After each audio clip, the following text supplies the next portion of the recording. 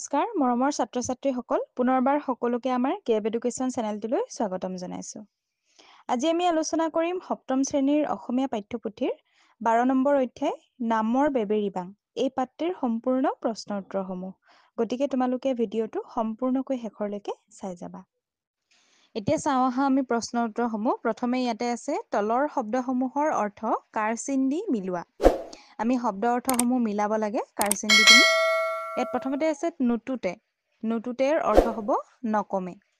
ৰৰৈয়া মানে হৈছে নদন বদন বা ধনে জনে পৰিপূৰ্ণ। তাৰপিছত আছে ডাল দৰিদ্ৰ মানে হৈছে অতি দুখীয়া। বেজবেজাই মানে হৈছে ডাকি যোৱাগৈ বা বিজনী অনুভৱ কৰা। সুৰকৈ ইয়াৰ অৰ্থ হৈছে কোনো শব্দ বা ওজৰ আপত্তি নোহোৱাকৈ। মৰচেৰেলা ইয়াৰ অৰ্থ হৈছে শুকাই খিনাই মৰাৰ নিচিনা হোৱা। জকাই মানে হৈছে জাকৈ। পেটাৰী মানে হৈছে জপা ঢাকনি থকা বেতেৰে তৈয়াৰ কৰা কাপোৰ কানি ৰাখিব পৰা এবিধ যতন, সেইটো হৈছে পেটাৰী। তাৰপিছতে 5 নম্বৰ প্ৰশ্নটো চাওঁ আহা। ইয়াত দিছে উত্তৰ লিখা। ক নম্বৰটো হৈছে নিধনীৰামৰ ঘৰ ক'ত আছিলে। ইয়াত উত্তৰত লিখিবা নিধনীৰামৰ ঘৰ সোণাপুৰত আছিল। খ নম্বৰটো চোৱা নিধনীৰাম অভাৱী আছিল নেকি। ইয়াত উত্তৰত লিখিবা নহয় নিধনীৰাম অভাৱী নাছিলে। গ নম্বৰটো হৈছে মানুহজনে কাটি থকা গছজোপাৰ নাম কি। উত্তৰ মানুহজনে কাটি থকা গছজোপাৰ নাম হৈছে অমৰা। ঘ নম্বৰটো হৈছে হালোৱা মানুহজনৰ নাম কি আছিল। উত্তৰ হালোৱা মানুহজনৰ নাম আছিলে মৰা। ইয়াৰ পাছতে 6 নম্বৰ প্ৰশ্নটো চাওঁ আহা। ইয়াত দিছে কোনে কাক কৈছিল কোৱা। এই বাক্যকেইটা কোনে আৰু কাক কৈছিলে আমি লিখিব লাগে। এতিয়া প্ৰথমটো চোৱা এইজোপা কি গছ হে ককাই। উত্তৰত লিখিবা এই কথাষাৰ নিধনীৰামে গিৰিহঁতক কৈছিলে। খ নম্বৰটো হৈছে পাৰুতোন নিজৰা। উত্তৰত লিখিবা এই কথাষাৰ ল'ৰা ছোৱালী জাকে নিধনীৰামক কৈছিলে। তাৰপিছতো হৈছে মোৰ নাম মৰা। কথাষাৰ হাল বাই থকা মানুহজনে নিধনীৰামক কৈছিলে। ঘ নম্বৰটো হৈছে বোলো কোৱা কি তুমি দেখোন জীয়া মৰা হলা কেনেকৈ। উত্তৰত লিখিবা নিধনীৰামে হাল বাই থকা মানুহজনক এই কথাষাৰ কৈছিলে। তাৰপিছতো চোৱা জকাই বাইছোহে বাইছো খলিহা পুথি এটাও পোৱা নাই। এই কথাষাৰ লখিমীয়ে নিধনীৰামক কৈছিলে। ইয়াৰ পিছৰ প্ৰশ্নটো চাওঁ আহা। 8 নম্বৰ প্ৰশ্নটো নিধনীৰামে শেষত ভাবা যোজনা ফাঁকিৰ অৰ্থ লিখা। নিধনীৰামে যিটো শেষত কৈছিলে সেই যোজনা ফাঁকিৰ আমি অৰ্থ লিখিব লাগে। সেই ফাঁকি হৈছে অমৰা মৰে নিজৰা জৰে মৰাই বাই হাল লখিমীয়ে পিন্ধে ফটা কানি মই নিধনী হোৱাই ভাল।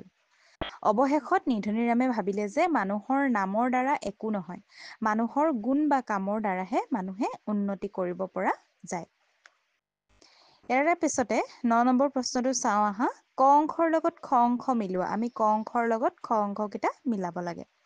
এতিয়া প্ৰথমটো হৈছে গোহালিত হলে ইয়াত হ'ব গৰু। পুখুৰীত মাছ। বাৰীত তামোল পাণ।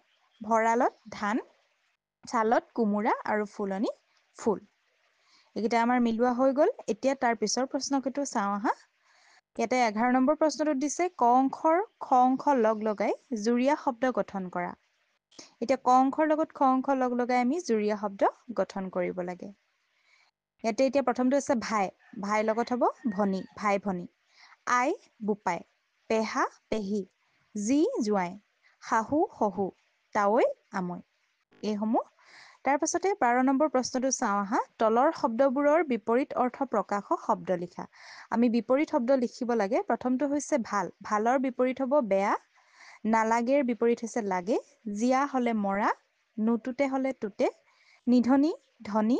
নোৱাৰে পাৰে। বহল হলে ঠেক। নেমাতিলে তাৰ বিপৰীত হৈছে মাতিলে। ইয়াৰ পাছতে 13 নম্বৰ প্ৰশ্নটো চাওঁ আহা। ইয়াত দিছে বাক্য ৰচনা কৰা। আমি বাক্য ৰচনা কৰিব লাগে। সেইকেইটা কি দিছে গা বেজ বেজাই যায়। ডাল দৰিদ্ৰ। ভেকাৰী মাৰ আৰু গা নচুৱাই ফুৰ। এইকেইটাৰে আমি বাক্য ৰচনা কৰিব লাগে। মই ইয়াত তোমালোকক কৰি দিছো। তোমালোকে নিজেও নিজৰ ধৰণে কৰিবলৈ চেষ্টা কৰিবা।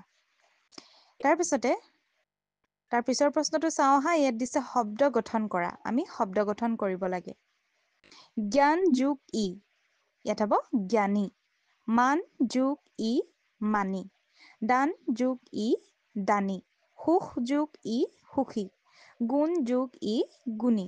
দুখ যোগ ই দুখী। ছাত্ৰ-ছাত্ৰীসকল, এইখিনিয়ে আছিল আজিৰ তোমালোকৰ প্ৰশ্ন উত্তৰসমূহ। যদি ভিডিঅ'টো ভাল পালা তেন্তে ভিডিঅ'টো লাইক কৰিবা, কমেণ্ট কৰিবা আৰু এনেধৰণৰ ভিডিঅ'সমূহ পাই থাকিবলৈ আমাৰ চেনেলটো ছাবস্ক্ৰাইব কৰি থ'বা। ধন্যবাদ।